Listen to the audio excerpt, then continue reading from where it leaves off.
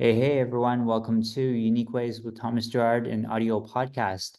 We have a really great guest on today. He's a British American graphic designer, author, and theorist who focuses on information graphics and information design. He graduated from Royal College of Art London in 1966 and ran his own successful graphic design practice in England. Please join me in welcoming Nigel Holmes. Welcome. Hello, hi, nice to meet you. Are you ready for 20 questions? I am ready for 20 questions. Yes, go ahead. Here we go. Number one, tell me a little bit more about yourself. What do you do? Well, as you said in the introduction, I design information graphics. I like to call them explanation graphics because I think that's what they're supposed to do. I came to America in 1978 to work at Time magazine, and I've stayed here ever since then, doing the same thing all the time. Great. Sounds great. Okay. Number two, what's a key piece of knowledge that makes you different? I'm not sure that this makes me different, but I knew what I wanted to do from the age of 21. Uh, I've uh, I've never done anything else in my life. Well, as a teenager, I did the usual sort of bartending and so on, but no other jobs. I've always done graphics, and what led me to that actually was a man called Brian Haynes, who I did a internship with at the London Sunday Times. He was the art editor. He had also been to the Royal College of Art just a few years before me. So he was roughly my age, a little bit older. And I applied to him to do what I thought was going to be kind of art direction at the Sunday Times. But he had a look at my portfolio and he said, I don't think you're an art director, and I don't think you're a very good illustrator, which is what I was studying there. That was my major. But he said, but I like the way you think. So maybe you can help me with some things that I'm doing here, which was to break down the barriers between what's called the word people and the picture people in magazines, and or maybe everywhere. Uh, in other words, the art department was thought of as kind of long-haired hippies who got drunk and didn't as little as work as possible. Uh, but he said, but I'm trying to do some different things here, which combine illustration, infographics, wasn't called that then, graphics, maps, charts, words, photographs, into a sort of visual storytelling. And he did a few pieces like that for the Sunday Times, and they became quite well known in England at that time. I'm talking about 1964 here. And anyway, he kind of took me under his wing, and he left there and went on to art direct a lot of other magazines, and he always gave me a lot of freelance work. So in a sense, he told me what to do with my life, and then provided the income by hiring me a lot. Almost through until I went to America, left England and went to America 10 years later. Anyway, so I don't know whether that makes me different. I mean, having a mentor, does that make me different? No. I knew what I wanted to do. I don't know. I guess some people think that I'm different because I only wear blue clothes. I don't have any clothes that aren't blue. And so a lot of people, including people at the local dump, call me the blue man, and the stores that I go into, they say, "Oh, here's the blue man." So I don't know. Maybe that makes me a bit different, or just eccentric. I love it. And just a note for the audience, if you guys are looking for the big episodes, check out our recent episode with Don Norman. Okay, number 3, why this of all things? Why do you do what you do? Well, I do it because I love it. I mean, there's a very simple answer. I don't. I've never done anything else, and I do this, and I enjoy myself. I'm old now, but I've always had a good time working and working at on this particular kind of subject. So yeah, I love it. That's why I do it. Great. And number 4, some people struggle with, but the question is, what does your future look like? Well, my future is maybe a little shorter than some of your other subjects. Um, I'm 80 now, 82 actually. Um, so what I'm doing at the moment is writing books. I had written some before, but now I'm up to 10. I'm on my 11th at the moment. They're all about information graphics of one sort or another. Some are more uh, that they're not about making infographics. They just have a lot of infographics in them. So I did some books for the Lonely Planet travel company, about odd things that you can do when you are abroad. So they're entirely graphic. So things like how to behave if you go to a mosque, or if you're traveling, how to deliver a baby, or how to say hello in 50 different languages. That kind of thing. All graphics. And they actually did very well. The first one was called The Book of Everything. And it did so well that they said, well, why don't we update it a bit? And it was interesting how many things had changed, like the tallest buildings in the world had all changed. So we did the bigger Book of Everything, and that did pretty well too. So the latest book that I'm doing is about fitness, kind of for older people, not entirely, but information designers and graphic designers in general, I think, have a very sedentary life, and we should just get up and move about a bit more. And I make a practice of doing that. Went to the gym this morning, go 4 times a week for an hour, just an hour, not particularly exciting exercises, some walking on a treadmill, some rowing, some weightlifting, things like that. So the book is about that, but it's all information graphics again. I found some interesting history, and wonderful Victorian illustrations of exercises for men and women, and the women are completely dressed from head to toe with long clothes and lots of clothes, and you're supposed to do your exercise like that, which is kind of funny. But and then it gets into difficult subjects like why we are obese and what is obesity. And I have a bit of a stomach pot belly, and so I'm currently actually just looking at what that is and doing a diagram of myself, my insides.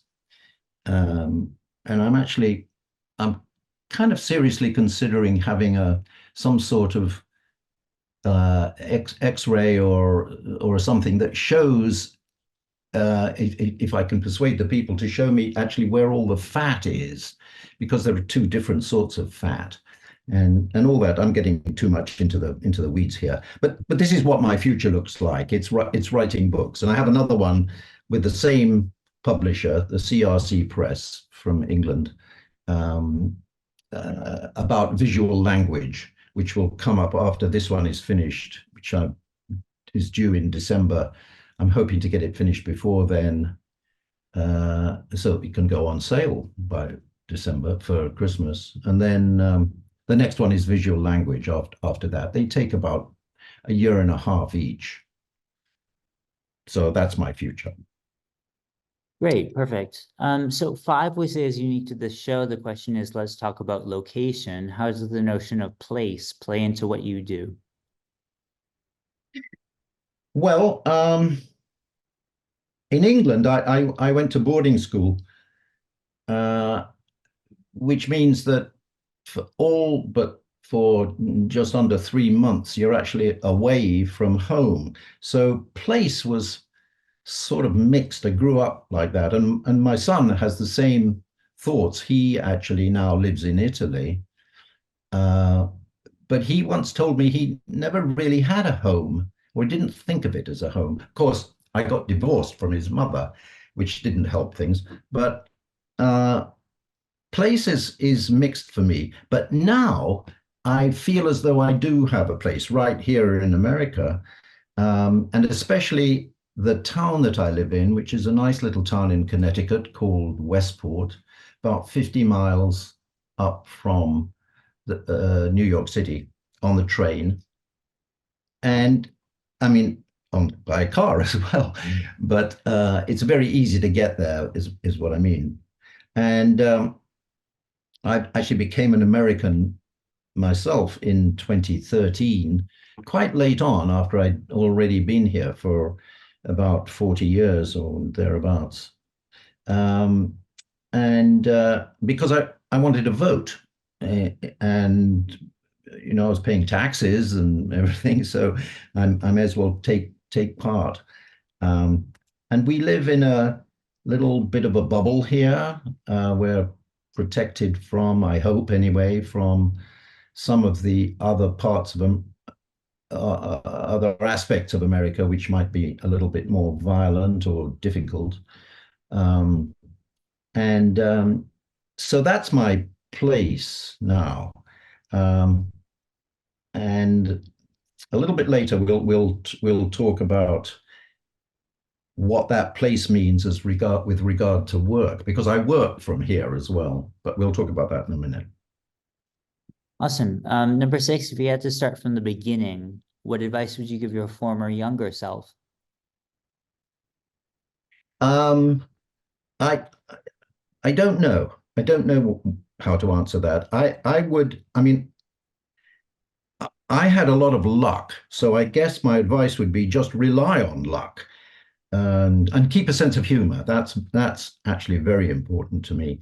Um, when I came to America, I had written a sort of fan letter to the art director of Time magazine, who had just redesigned it in 1977, Walter Bernard. Great, great guy. And when we're still great friends. And he is a bit older than me, not much, but a little bit.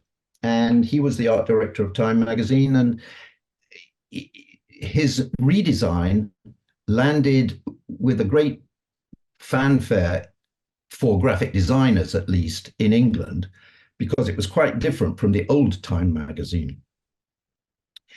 And so I wrote to him and I said, I do maps and charts and graphics, and maybe I could come and see you, thinking of coming to America on a little trip. And he didn't write back or anything, but I got to we swapped our house in England for a house in America. And I called him from call box, old-fashioned landline call box on 1977, summer 1977, on 6th Avenue at the foot of the Time Life building. And he said he picked up the phone, which was amazing to me that the art director of a magazine like that should pick up his own phone and not have a series of people stopping you from talking to him. But he was busy, but not too busy apparently to pick up the phone. And so he said, well, come up, let's have a chat. And he had my letter in front of him. And he called somebody in from the maps and charts department and said, what can we give this guy to do? And I was amazed. I mean, I was just kind of standing there saying, maybe we can do something or something. And he gave me a job on the spot, Hmm. freelance. Uh, and I had nowhere to work because we had this house, which was actually in New Jersey. And he said, well, we'll find a place for you, don't worry about it. And, I had a few art materials with me, but not much. And he said, well, we've got all that. And so I worked at Time Magazine for 3 months, which was the 3 months that we had swapped our houses. And at the end of it, and they paid me under the table, amazingly, cash. Uh, and he um, he said at the end of it, well, you'll come back, right? And I said, well, I guess so, yeah. My wife unfortunately hated it in America, and which led to our divorce. And Roland, my son, was 4 at the time when we came. Anyway, went back to England because they had to prepare the relevant paperwork to get me here. Not a green card, an H1 visa. And apparently they were able to say that it was worth me coming. So they must have written nice letters to the INS. And anyway, came in March the following year, and I've been here ever since. And every year they just renewed the H1 visa. And then eventually, I think the powers that be said, well, it looks like this guy is here. Why don't we just give him a green card? So I got a green card. So I'm talking about luck here. I Hmm. mean, I lucked into meet just on a whim almost wrote to this guy. He kept the letter. He gave me a job. They seemed to like what I did, and so I stayed. And so if I had to start from scratch, I'd say look at luck and know when you've got it. I think that's what I'd say. Sorry, that was a very long answer. No, it's great. Love it. So what's a day in your life like? Pretty ordinary. We go to the gym at 6 a.m. because my wife works in Stamford, which is halfway to New York. And so we go at 6 a.m. I drive her to work, then drive home. Then I typically will read the newspaper in paper, the New York Times, um, and I'll play some of the New York Times games like Wordle, um, and then I go to the office and start to work. I usually have a list of things that I want to do throughout the day, uh, and I always have a list of things. Um, and in order to keep myself from just melting into the chair here, I do actually get up and walk around quite a lot. And in the summer, I ride my bike down to the beach. Um, I will do that with the paper right at the beginning. At the moment, it's too cold here. It's pretty cold in Vancouver, I would think too, right? Mhm. But and I do the shopping. The deal with my wife is that she does all the cleaning and the laundry and all that, and I do all the cooking, and I love that. Uh, and part of that is to go shopping, and so that's why the people in the shops all know me and call me Mr. Blue. And then about 4 o'clock, my wife will come home and we'll have a drink, and I'll start making the dinner, and that's it. We actually go to bed fairly early because we get up early in the morning. So it's a pretty ordinary day, and unless we're going away somewhere, it's a pretty much a routine.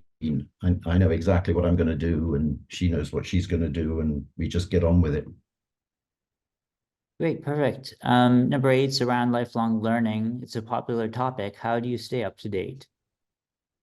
Well, I'm not sure that I do. I am a very analog person, and I I I make things with my hands, but of course I use the computer all the time. I couldn't be an independent designer if I didn't have this computer. It's everything. It's my typesetter, of course. It's my messenger. When I first left Time in 1993, I didn't have, there was no internet at that time. And well, there might have been, but I wasn't using it. And so I had to use a courier to deliver work to clients on SideQuest disks or floppy disks. And but now, of course, it's easy. But I actually I I don't really like drawing on the computer.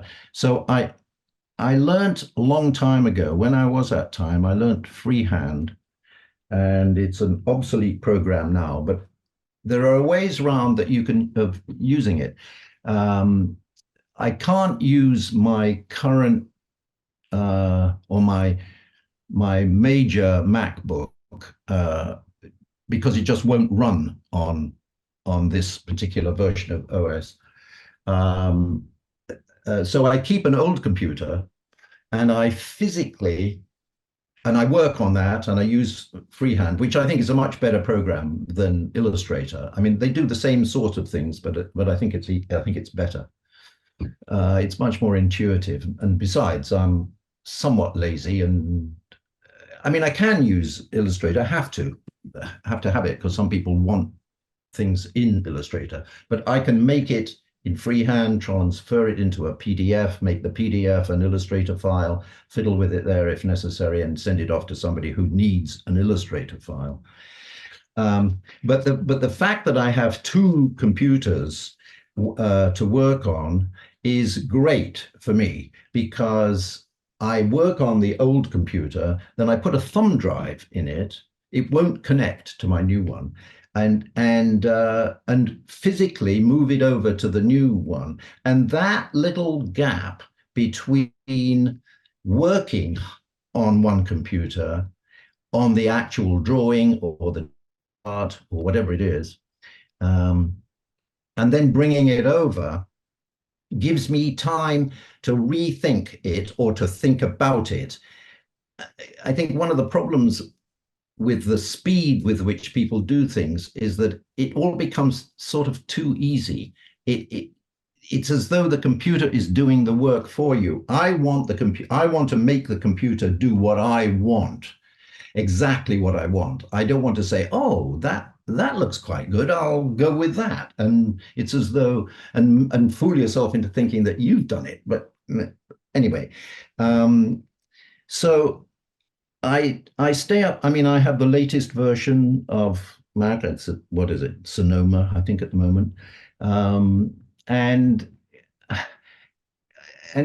you know, I upgrade all the programs that I use: Word, Photoshop, Excel, PowerPoint, InDesign, and Illustrator. So that if anybody sends me a file, I can open anything and get on with it. But basically, I draw first by hand, scan it, and then make my finish work on using freehand on the computer. But it all starts by hand.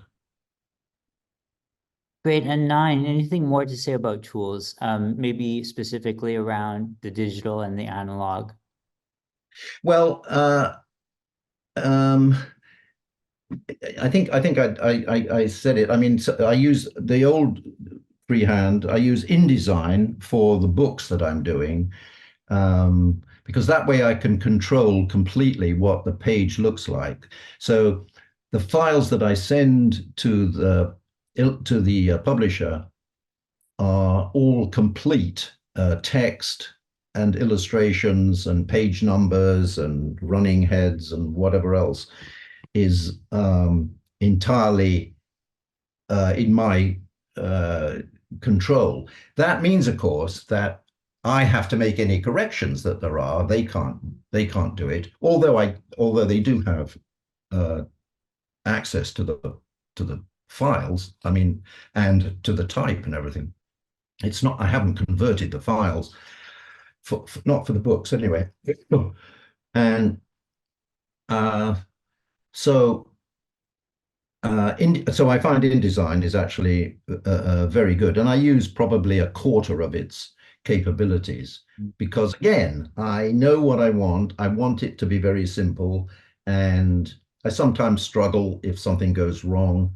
But it's a very easy program, I think, to use, and so uh, that was actually quite a step forward. I didn't start using it till the second to last book. Um, and the publisher had offered to say, well, why don't you just send your text and your illustrations and we will design it for you?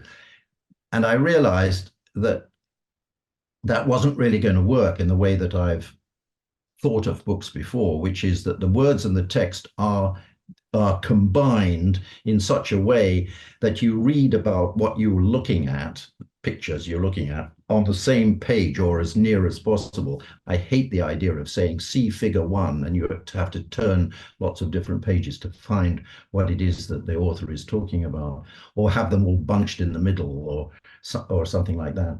So um, it's so in that sense, I am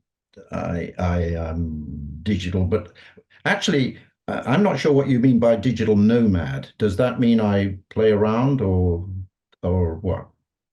Yeah, digital nomad, I think in this context is just this idea that you're digital and you can move physically from location to location by being digital. Yeah, yeah. Well, I guess I could. I mean, I used to do a lot more speaking engagements than I have done recently, and that was due, I think the lack of it was due to COVID because everything can be done by Zoom or like this now. So uh, um, I would take my computer with me wherever I went, yeah, and worked on things. Um, but not as much as I like my stuff around me. I have a lot of books. I have a lot of files of information, and I like to be able to get up and walk, 2 feet and find the exact book that I'm looking for. And yeah, so okay, I'm a nomad. Okay, awesome. Halfway, number 10, how do you deal with work life or life work balance? Yeah, that's what I was talking about earlier. We live in a nice house, and it had this kind of garden shed at the bottom of the garden, and I converted that into well, uh, actually, not quite right. It had been converted into an apartment which we lived in to begin with before buying the house. But then I converted that into my office, um, and an office for Erin should she want to do any work here. She works for the city of Stamford and likes going into her office. So we both kind of separate the work from home. There are no computers at home at all, none.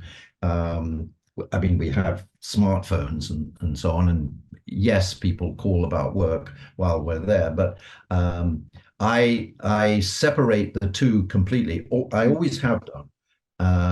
And I like that. I like the home being the home, and where we can have parties and everything, and you don't have to put stuff away, and nothing gets in the. You can't trip over wires or whatever it is, and all the rooms can be used for what a house is supposed to be used for. There isn't an office in the house, so. And I've worked from home ever since. Well, not quite. I took an office for about 3 or 4 years after leaving time, and then um, and then we bought the house that we were in the garden shed of, and moved into the house, and then I moved into my office. So they're separate. Great, I love it. So number 11 is if you weren't doing what you do now, what would you be doing? Well, I've always liked doing lino cuts, linoleum or wood cuts, and I've made quite a few. I learned how to do it, or there's not much to learn actually. I did it at art school, both my art schools. I first went to a provincial art school in the north of England before going to the Royal College of Art, and I like the physicality of actually digging into a piece of linoleum because it's soft. It's softer than wood. Wood has a nice grain, but linoleum is soft, and you can make very nice kind of swirly curves in it. And I found a place nearby here that has a huge printing press for uh, surface prints, for relief prints.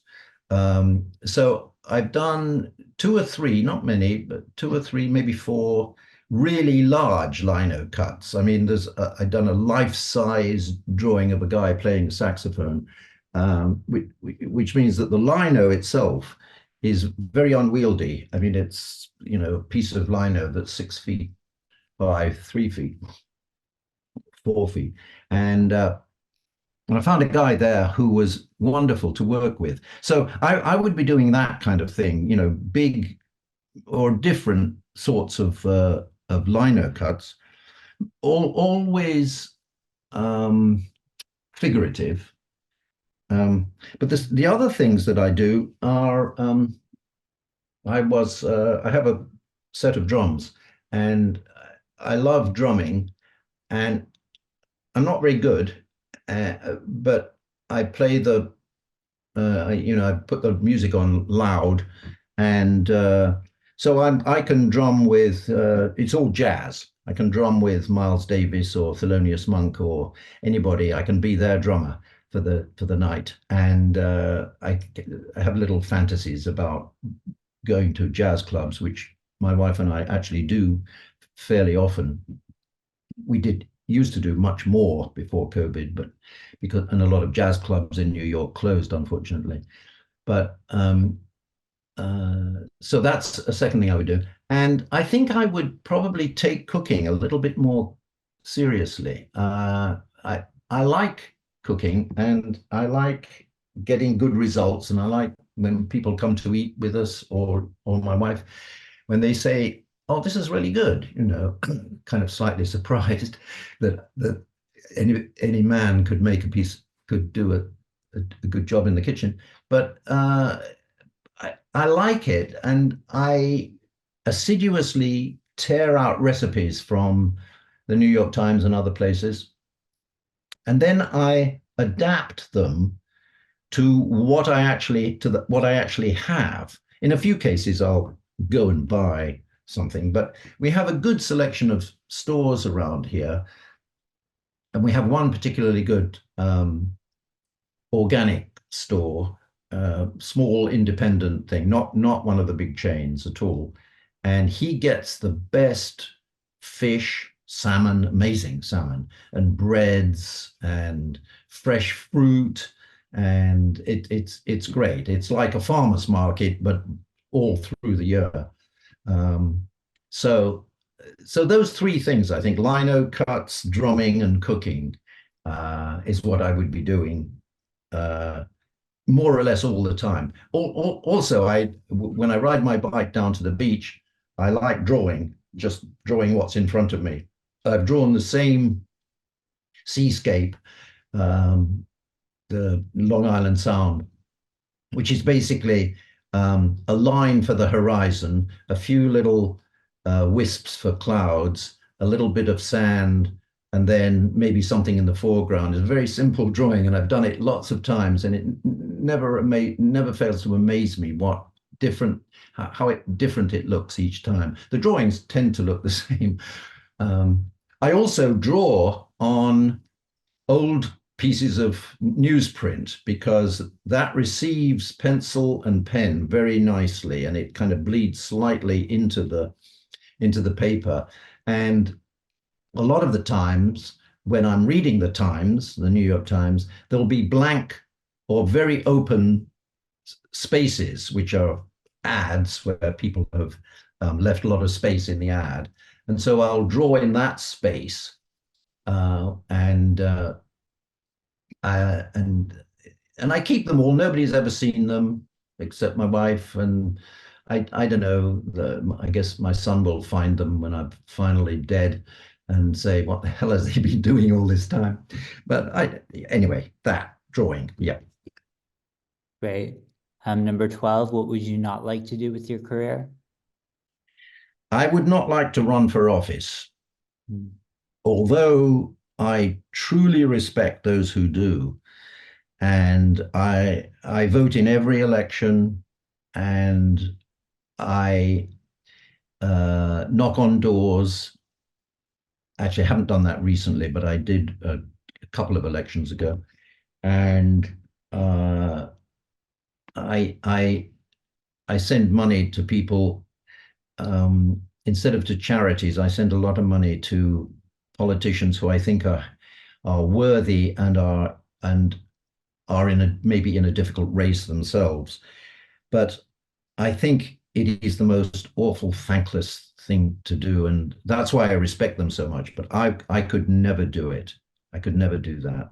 I'm amazed that anybody really wants to, because it's a very it's so awkward. I think anyway. So I wouldn't run for office. Great. And do you have a favorite word, quote, or sentence? Yes, I do. And it's from Seinfeld. It's George Costanza from Seinfeld, a classic episode. And the quote is, "We're living in a society." And he is, I think he, of course, who is actually Larry David. And I like Larry David's um, show as well.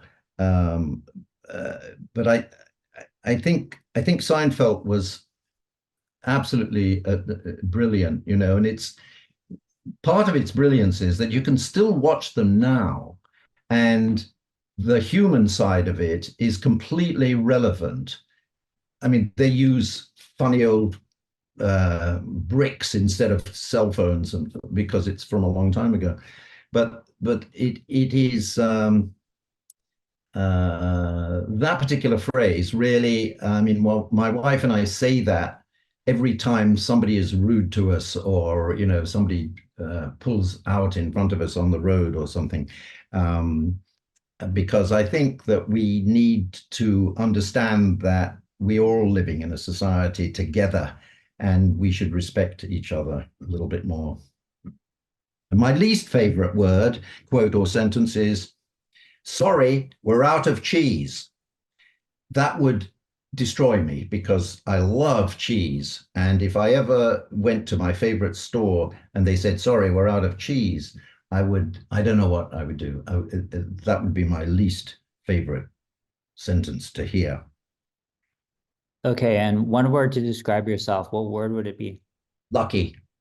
I talked about that before. What keeps I you up at night? feel I've been very lucky. Um, what keeps me up at night is the exact wording of a sentence that I'm writing. Um, it's funny. I wasn't trained as a writer. I was trained as an illustrator, as I said. Um, but having written books now, I really appreciate the way language is put together, and I will actually kind of edit and re-edit and rethink actual beginnings and sentences and things like that a lot. Now, this may be very ordinary. I don't know whether I haven't spoken to anybody about this actually before you. I don't know whether other people think like this, but the exact wording of something is very important, I think. And I keep a little pad of paper and a pencil everywhere in the house, by the bed, in the car, in the gym. I keep a little piece of paper in my pocket. And I will, if I get a thought about how I could word something better than I had it already, I'll write it down, because if I don't, I will forget it, and that annoys me. But yeah, so that it doesn't exactly keep me up at night, but that's what I think about when I'm about to fall asleep. Nothing keeps me up. Great. And you talked about your books, but what's a dream you're chasing? Uh, I'd like to live until I'm 100, but I don't dream about it. I think that's a I think your wording is that's that's a question I'd change. I think it's a target. I mean, my dreams are really weird, so I don't dream about something that I want.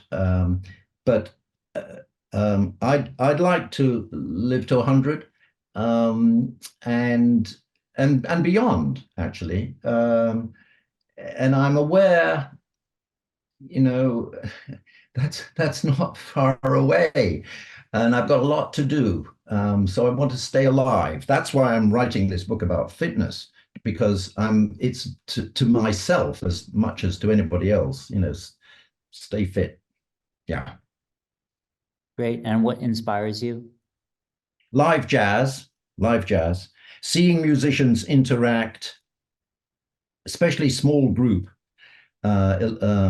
Big band jazz is different, but if you're in a club and there are four musicians, piano, bass, drums, and maybe one other, um, trumpet or saxophone, um, I the interaction between them as they make music. We went to see a particular drummer who I like, uh, in New York, uh, and a pianist, and just three guys who have played together for 10 years, but are not of they're not a kind of a known group.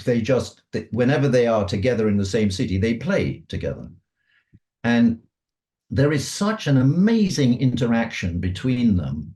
At one point, the pianist Michelle Pilk said, "So, what are we going to play next?"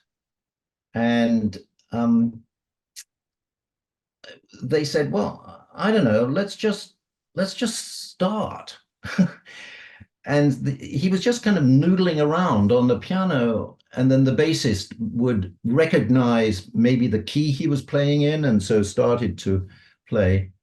And the drummer was kind of swishing around, and eventually it all kind of gelled, and it became a well-known tune. I think it was a Gershwin tune that they were ultimately playing, but it started from them just knowing each other's possibilities, knowing what they were doing. And I found that amazingly inspiring. It was a wonderful thing to watch, something actually being made on the spot in front of you, live. It's absolutely amazing.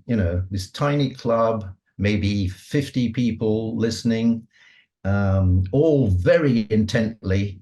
I mean, complete silence the whole time. It was just great. I love that.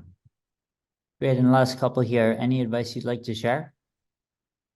Um, the only advice is, if you sit at a computer all day, you must get up and move around. Otherwise, your body will just, it won't fall apart. It will just kind of become a big blob of nothing. I, uh, I read somewhere that there are there are seven things that you should do if you want to stay fit, and I won't read them all to you, but the first one was get up and move, and the last one was be happy. Um, and the writer said these two are the most important, the beginning and the end. Get up and move, and be happy. So, I mean, my advice is if you don't like what you're doing, do something else. You've got to like what you're doing. I know we have to make, some things we have to do because they make us money. I mean, and I've done some jobs that I didn't enjoy doing, but by and large, I am, I like, I want to do things that are going to make me happy because it comes through in the work. It definitely does. So the advice is move. And well, and also, I mean, don't eat ultra processed food. I mean, that's ridiculous. Just get fresh food. So what you put inside your body is just as important as you moving it around. So it's pretty ordinary, obvious, kind of trite advice, but I think it's what people should do. Yeah. Great. And finally, number 20, and I think of your books here, but the question is, how can our listeners keep tabs on you, and what is our call to action? Well, they can email me. I'm happy to get emails, and I answer all of them. Nigel@nigelholmes.com. If you go to that website, nigelholmes.com, you can see all the books, and you can order them, please. And I am not that active on social media. I am at Nigel Blue on Twitter and Blue Sky and Threads, I think, and Mastodon. But I've kind of, when Twitter changed hands and became X, I lost interest in it a little bit. I don't agree with a lot of what the owner is doing with it. And I'm interested to see how many of my colleagues are not on that. But it was a very good place to meet people in the information design business, infographics business. And none of the others have quite lived up to that. Blue Sky is trying hard. But the best way to keep in touch with, well, to keep tabs on me is to look at the website, I think, although I haven't updated that since the last book. But email me if anybody wants to, if anybody who's listening to this wants to, disagree with anything that I've said or agree or just have a conversation. How about putting unique ways into the line up at the top, the subject line, and then I'll know what it's about. Anyway, that's it. Yeah. Okay. Well, thank you so much. I mean, what a magnificent episode. Really appreciate this. Thanks. Okay. Thank you for asking me, Thomas. Bye.